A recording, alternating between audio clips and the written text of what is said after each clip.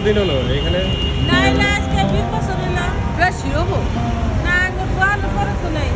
20 বছর হলো। 20 বছর হলো।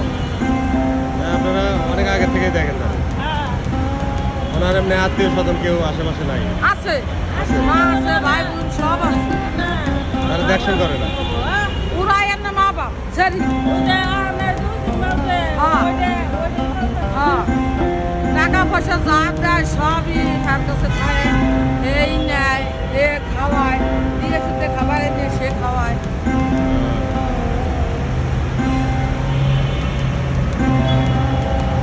এমনি ভালো আছে বুঝছেন।